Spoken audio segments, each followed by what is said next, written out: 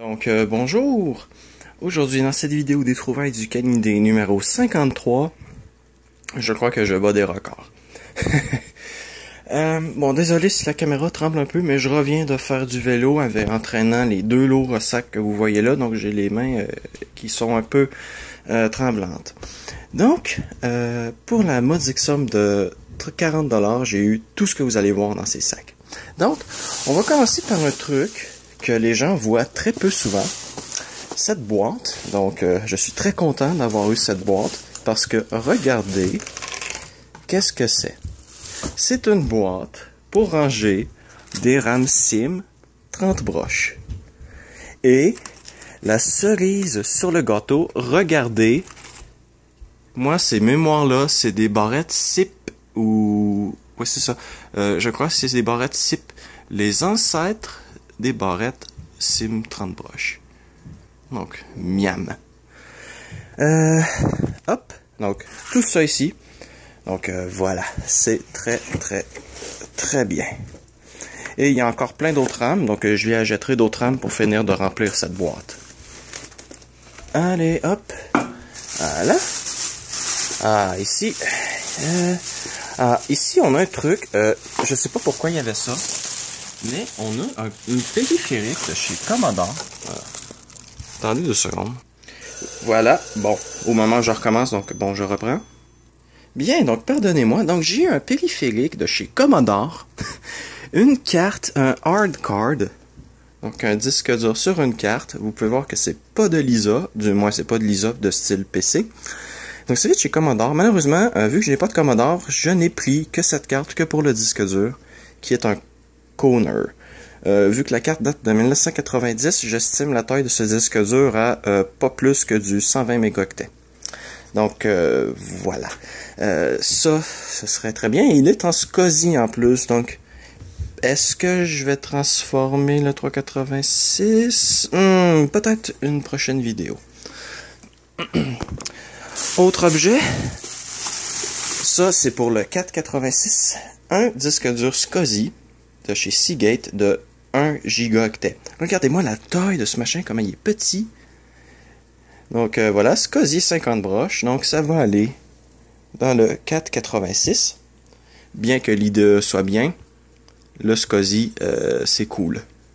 Ça ne veut pas nécessairement dire que c'est toujours mieux, mais c'est au moins cool. Ici, j'ai des fils. S'ils veulent bien sortir. Ils veulent bien sortir, pardon. Hop, donc ça c'est pour un lecteur de disquette zip externe. Hop. Et la dernière chose dans le sac. Allez, hop. Une carte PC Card de SRAM. Donc j'en avais déjà eu une gratuitement. Celle-ci, on peut supposer que pour le prix que j'ai payé, je l'ai eu gratuitement. Là, mais, voilà, donc je vais voir si celle-ci peut fonctionner parce que l'autre, je n'ai jamais réussi à la faire fonctionner. Et c'est l'autre sac qui devient intéressant. Et lui, il pèse plus lourd. Donc, je n'ai pas non une, ni deux, mais 3 boîtes de disquettes 5 pouces et quart, de soit 360 kilooctets et du 1,2 mégaoctets. J'ai non pas une, ni deux, ni trois. Ça, c'est 2 longs câbles SCSI 50 broches qui vont être très utiles. Ni 4, ni 5, ni 6, ni 7.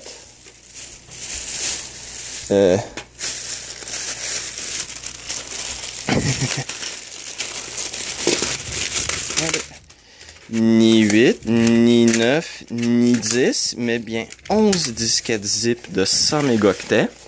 D'ailleurs, il semblerait qu'il y en a d'autres en stock. J'ai eu un lecteur zip 100 interne en AT-API. Parfait. Et un lecteur de disquette zip externe de 100 mégaoctets en parallèle. Donc ça aussi, c'est très bien.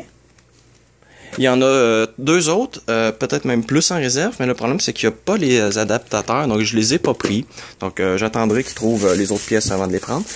Et je n'ai pas eu un, Wow, wow, doucement, pas aussi fort sur le plancher. Mais, allez. Oui, non, peut-être. Allez, sac dissident. Mais 2 lecteurs de disquettes, 5 pouces écart. Je sais pas s'ils lisent les 1,2 mégaoctets, mais ça en fait quand même 2. Et lui est noir, c'est magnifique. Donc, voilà. Je crois que c'est quand même un score un peu dur à battre pour 40$. Quoique je connais quelqu'un qui a eu beaucoup plus pour 50$. Mais voilà, c'est pas tout le monde qui s'y est aussi chanceux. Et franchement, pour 40$, peu de gens réussiront à avoir un aussi gros lot. Donc, merci d'avoir écouté cette vidéo sur les trouvailles du Canidé. Et à la prochaine.